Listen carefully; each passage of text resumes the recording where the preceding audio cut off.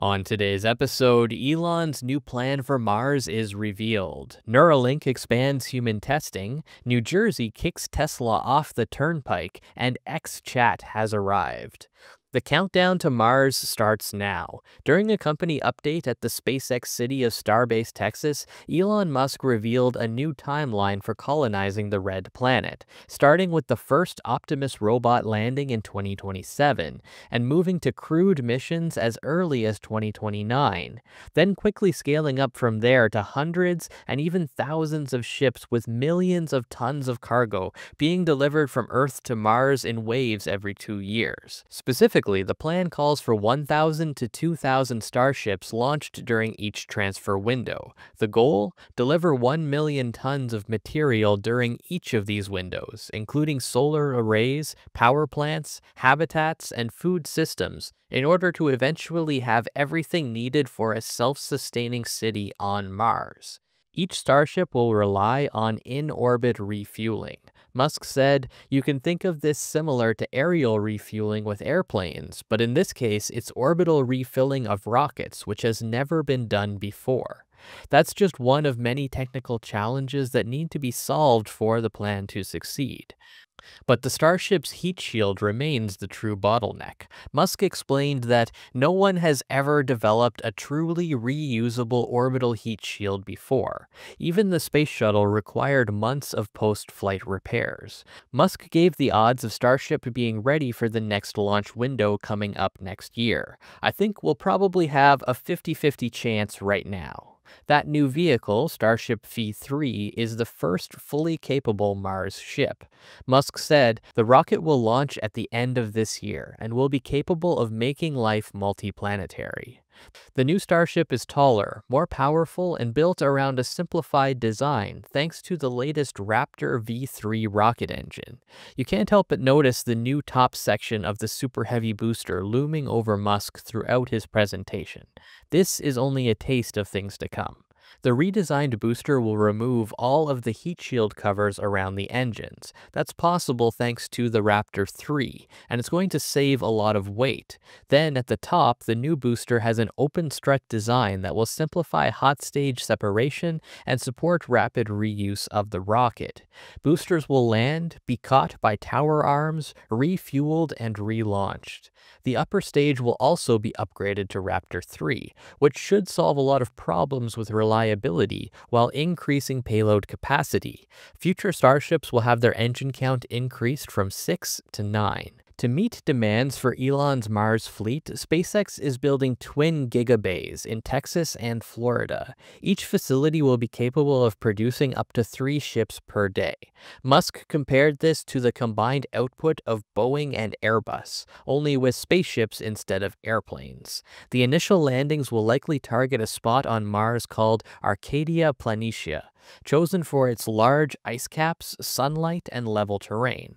Musk's daughter, born in February 2024, is actually named Arcadia. How will future Martians communicate with their friends and loved ones back home? Starlink, of course. In fact, the orbital transfer arc is already printed on the Wi-Fi routers, and Musk said that Starlink subscribers are what's funding the SpaceX mission to Mars. Musk also said, "Everyone out there who has bought Starlink, you're helping secure the future of civilization and helping make life multiplanetary." During his speech, he also touched on what a future civilization on Mars might look like, saying, "What kind of government do you want? What new rules do you want to have? Mars isn't just a dream anymore. The countdown is real. Human boots on the ground by 2029. And if Musk's predictions hold true, a city after that, built entirely from scratch." Neuralink has just raised $650 million to continue delivering their brain implant from the realm of theory into the hands, or heads, of actual patients. The company is now worth $9 billion, on paper at least, and in clinical trials expanding across 3 countries and 5 human patients using its device to control digital systems using only their thoughts. Neuralink says they plan to install up to 30 more implants before the year is out. The FDA has granted the company 2 breakthrough designations, one for restoring speech and the other for restoring vision. The vision device, known as BlindSight, is on track for its first human trial by early 2026 inside the United Arab Emirates. This is through a partnership with the Cleveland Clinic in Abu Dhabi.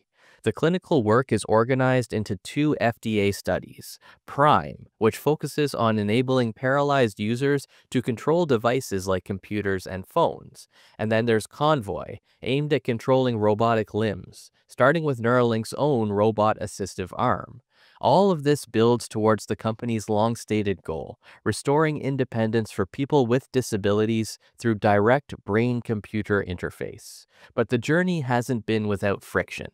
Back in February, the FDA quietly dismissed Ross Sagan, the director who oversaw medical device evaluations, including those tied to Neuralink. The agency offered no public explanation. Around the edges, other players in the industry are closing in.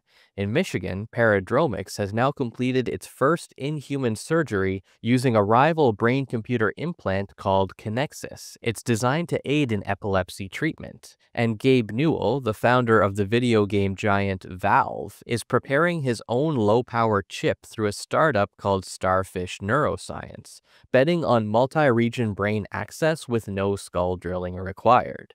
Meanwhile, Synchron became the first company to natively interface a brain implant with Apple devices, letting users operate iPhones, iPads, and even Vision Pro with no hands, no voice, just thought alone.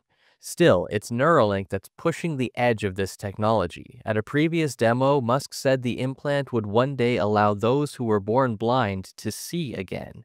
This year, that project, known as BlindSight, will begin human trials in the UAE. The funding helps, the trials do matter, but it's the premise that lingers, that someday soon we will control our phones, our computers, and all of our technology through thought alone. Tesla just got evicted from one of the busiest highways in the country. The New Jersey Turnpike Authority didn't just say no to upgrades at a massive supercharger station.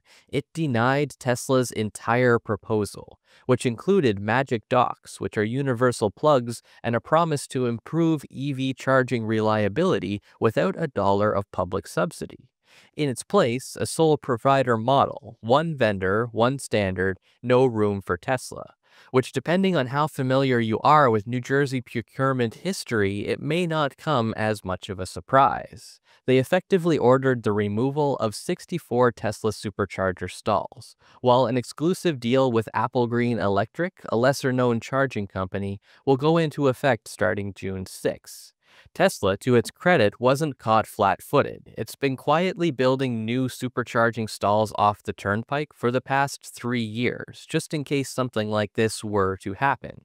Still, the decision stings. Tesla has offered favorable terms to stay in the game, including upgraded equipment like its Magic Dock adapters that let just about any electric car plug in and recharge. Tesla Charging wrote on X, quote, "NJTA's decision to remove rather than add critical charging infrastructure is a setback for New Jersey's EV adoption goals: 100% zero-emissions new car sales by 2035. It removes turnpike access to the most reliable, least congested, and cost-effective charging." Apple Green, meanwhile, is rolling out its CCS-only chargers, just as half of New Jersey's EVs are now using Tesla's NACS standard. Tesla says that only about 1% of those drivers even have the adapter needed to use Apple Green's CCS equipment. So much for universal access. Musk, never one to miss a beat, weighed in with, quote, "sounds like corruption." Others chimed in too, including a former Tesla employee who claimed state officials once deployed mob-style threats to hamper Tesla's ability to do business there during the Model S launch. To be fair, New Jersey has always had a certain reputation when it comes to backroom deals and turnpike politics, but the optics here, rejecting an open, fast, and widely used EV network in favor of a single, less proven vendor, aren't doing the state any favors. As for Tesla, the company said on X, quote, "We are still willing to invest in turnpike sites if the NJTA or Governor Murphy want to reverse this decision." XChat is live. Sort of. The new messaging system on X is rolling out to a limited group of iOS users with a wide release scheduled for later this week. XChat promises end-to-end encryption, disappearing messages, file sharing, and voice-video calling without requiring a phone number. Musk is also promoting something he described as Bitcoin-style encryption. The back end, he says, has been rebuilt on Rust with a whole new architecture. That's a promising technical choice. Rust is a modern system programming language engineered for performance and memory safety. It's increasingly adapted by companies building secure infrastructure. But while Rust gives the stack credibility, the encryption claim raised eyebrows. Bitcoin isn't actually encrypted. It uses cryptographic signatures. Whether Musk misspoke, oversimplified, or meant something more nuanced is unclear. Either way, cryptographers and comment threads alike weren't impressed. And then there was Telegram. Just as XChat hit early access, Musk's AI company, xAI, became the subject of a surprise partnership announcement from someone else. Telegram CEO Pavel Durov posted, "This summer, Telegram users will gain access to the best AI technology on the market. Elon Musk and I have agreed to a one-year partnership to bring xAI's Grok to our billion-plus users and integrate it across all Telegram apps." Musk promptly replied, quote, "No deal has been signed." Durov's follow-up? True, agreed in principle, but formalities are pending. The deal is either real, pending, or vapor, depending on who you ask. Still, the moment fits the larger strategy. Last week, Musk announced X Money, a peer-to-peer payment system meant to bring banking to an app. XChat adds the secure messaging layer. Pair that with Grok for AI assistance, and you start to see what X is trying to become. Not so much a town square, but a digital operating system. It's a return to first principles thinking. In 1999, Musk launched the original X.com, an online finance startup that later helped to create PayPal. Now, after buying back the domain and rebranding Twitter around it, he's building again. The goal is bold, an everything app that fuses media, messaging, identity, payments, and intelligence under one brand. But the challenge is trust. For a messaging platform to compete with the likes of Signal or iMessage, it needs more than just marketing. It needs transparency, auditability, and proof of security. But this is only the beginning. The stack is just forming. The features are arriving. And if Musk gets his way, the app formerly known as Twitter will stop being a feed and start becoming the platform you never want to leave.